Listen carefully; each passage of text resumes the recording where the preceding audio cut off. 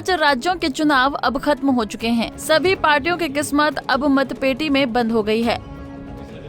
हालांकि नतीजे अभी 3 दिसंबर को आएंगे, लेकिन उसी बीच अब सबकी नजरें लोकसभा चुनाव पर भी पड़ गई हैं। 5 राज्यों में चुनाव खत्म होने के साथ अब लोकसभा चुनाव का भी असर देश में देखने को मिलने लगा है। लगातार राजनीतिक पार्टियां अपने अपने स्तर पर इसकी तैयारियां भी कर रही हैं। इसी कड़ी में बसपा सुप्रीमो मायावती भी अपने स्तर पर लगातार लोकसभा चुनाव को लेकर एक्टिव नजर आ रही हैं। एक्टिव होने के साथ साथ अब मायावती अपने फैसले पर अटल भी नजर आ रही हैं।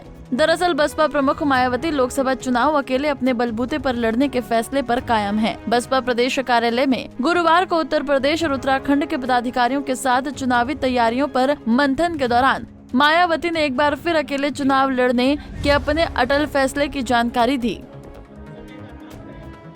इसके साथ ही लोकसभा चुनाव में बेहतर परिणाम हासिल करने के लिए सभी से पूरी ईमानदारी से कार्य करने की नसीहत दी। मीटिंग के दौरान मायावती ने कहा कि केंद्र और यूपी समेत अलग अलग राज्य सरकारों की संकीर्ण जातिवादी तथा जन विरोधी नीतियों एवं कार्य प्रणाली के कारण हालात तेजी से बदल रहे हैं। लोग बहुकोणीय संघर्ष का रास्ता चुनने को आतुर नजर आ रहे हैं। ऐसे में लोकसभा का अगला चुनाव दिलचस्प, संघर्षपूर्ण और देश हित में होने की प्रबल संभावना है, जिसमें बसपा की भूमिका अहम होगी।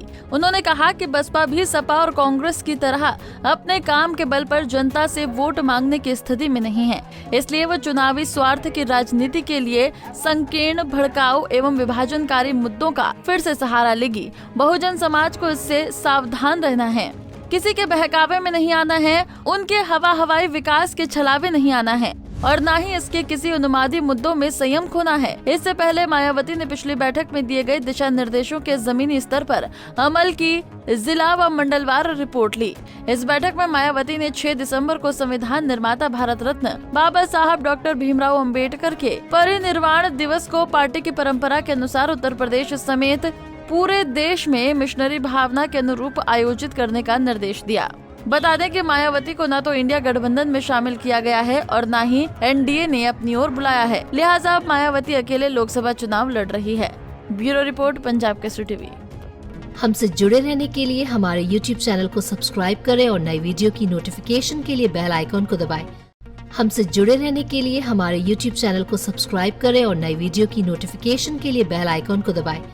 हमसे जुड़े रहने के लिए हमारे YouTube चैनल को सब्सक्राइब करें और नई वीडियो की नोटिफिकेशन के लिए बेल आइकॉन को दबाएं। हमसे जुड़े रहने के लिए हमारे YouTube चैनल को सब्सक्राइब करें और नई वीडियो की नोटिफिकेशन के लिए बेल आइकॉन को दबाएं।